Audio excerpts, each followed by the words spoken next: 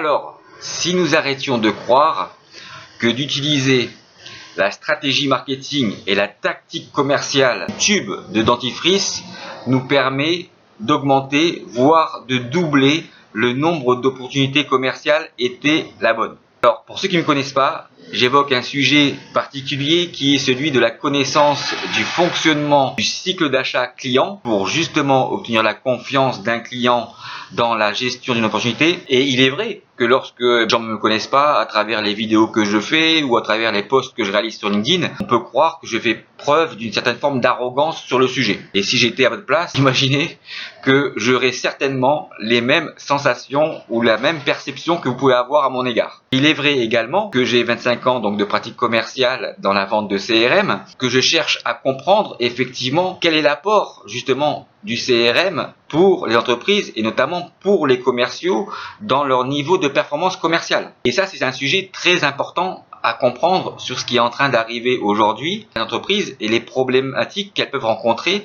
sur l'acceptation par les commerciaux de pouvoir utiliser un CRM. Et justement, est-ce que ces CRM leur permettent d'augmenter, voire de doubler leur taux de transformation commerciale? Alors, quand je rencontre effectivement des entreprises, des personnes, des directions générales, des directions commerciales, des directions marketing sur le sujet, puisqu'ils ne comprennent pas forcément ce que j'évoque à travers cette fameuse connaissance du cycle d'achat client, mais qui constatent qu'ils ont un problème et qu'ils aimeraient peut-être justement savoir si à travers cette connaissance du fonctionnement du cycle d'achat client, ils peuvent résoudre un ensemble de problèmes depuis la gestion d'un lead au niveau du marketing jusqu'au taux de transformation donc des opportunités commerciales en intégrant cette fameuse connaissance du cycle d'achat. Est-ce que ça pourrait les aider? Donc moi j'aime bien en fait challenger mes prospects sur leur degré de maturité sur le sujet, sur leur niveau de connaissance, et comme j'aime bien challenger, piquer un peu les gens que je rencontre, j'aime bien aussi également que ces challenges soient réciproques.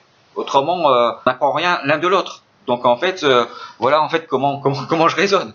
Voilà, donc c'est peut-être pour ça que certaines personnes pensent que je suis peut-être arrogant sur le sujet. J'en sais rien. Et tant que je les ai pas rencontrés, mais voilà, ça ne me dérange pas qu'elles peuvent imaginer ou penser cela. Et donc quand je rencontre effectivement donc des entreprises sur le sujet, je leur pose une question très simple. Je leur dis expliquez-moi maintenant dans la situation actuelle et dans votre organisation telle qu'elle est, qu'est-ce qu'il faudrait faire pour augmenter le taux de transformation des opportunités commerciales, voire de les doubler. Et généralement, la réponse est toujours la même, aussi bien pour la direction marketing que pour les directions commerciales et les directions générales. Qu'on me dit, pour doubler ou augmenter le taux de transformation des opportunités, il suffit tout simplement de doubler, d'augmenter le nombre de leads que nous avons en entrée de pipe. La réponse, elle est logique, mais elle ne fonctionne pas. Pourquoi? Parce que si vous avez justement des difficultés ou des problématiques sur le taux de transformation de vos sociétés commerciales, c'est peut-être que vous n'avez pas pris en considération dans votre analyse le fonctionnement vraiment d'un pipeline et donc la prise en compte des ratios qu'il existe de pertes entre chaque étape d'un cycle de vente pour les commerciaux en fonction de leur compréhension et de ce qu'ils font. C'est ça qu'il faut bien comprendre, car si vous pensez que pour augmenter le nombre d'opportunités, voire de les doubler par rapport aux problèmes que vous avez actuellement, ce n'est pas doubler le nombre de leads qu'il faudra pour faire une augmentation du taux de transformation d'opportunités, mais c'est au minimum de le tripler. Et donc de tripler l'ensemble de vos budgets marketing pour pouvoir y arriver. Alors là, vous me dites, mais c'est quoi le rapport avec le tube de dentifrice? Alors moi, comme j'aime bien essayer de comprendre effectivement à travers mon métier de vendeur et à travers donc le métier que j'ai fait en termes de vente de CRM et de savoir en fait en quoi le CRM pouvait améliorer la performance des entreprises, j'ai également essayé d'étudier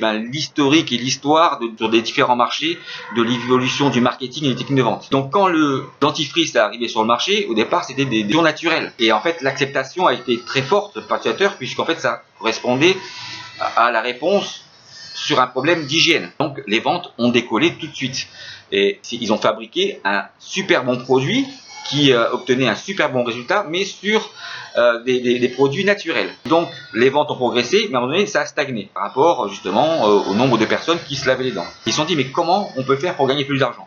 Le premier réflexe ça a été de transformer un produit naturel vers un produit un peu plus de synthèse tel qu'on peut le connaître aujourd'hui, un peu plus synthétique on va dire, d'accord, à travers aussi l'évolution de la chimie et des produits pharmaceutiques, etc. Mais pour le même résultat, c'est-à-dire que la pâte de dentifrice obtenue avait le même résultat qualitatif en termes d'hygiène dans l'utilisation que l'on peut en faire. Et donc, les ventes ont aussi progressé, puisqu'en fait, il y a eu différents parfums, etc. Puis ils se sont dit, mais comment on pourrait maintenant augmenter la vente du produit, la pâte dentifrice?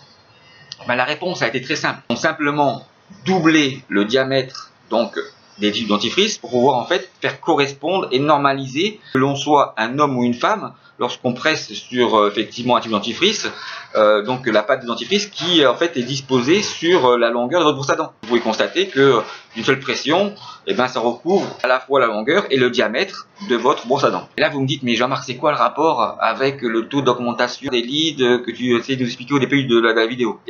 Si vous ne me croyez pas par rapport à ce que je vous ai raconté, de croire que doubler le nombre d'opportunités commerciales sera une réponse positive au fait de doubler le nombre d'opportunités de closing, la prochaine fois que vous allez vous laver les dents, mettez sur votre brosse à dents que la moitié de la pâte de dentifrice nécessaire. Vous allez pouvoir constater que le résultat est exactement le même si vous mettiez la pâte sur la longueur de votre brosse à dents. Et donc si vous comprenez ça, vous allez pouvoir constater que ce que j'ai raconté sur le fait de pouvoir augmenter le taux de transformation commerciale à travers la connaissance du fonctionnement du cycle de l'achat est juste. Je vous souhaite en tous les cas à tous et à toutes une excellente journée et je vous dis à bientôt. Au revoir.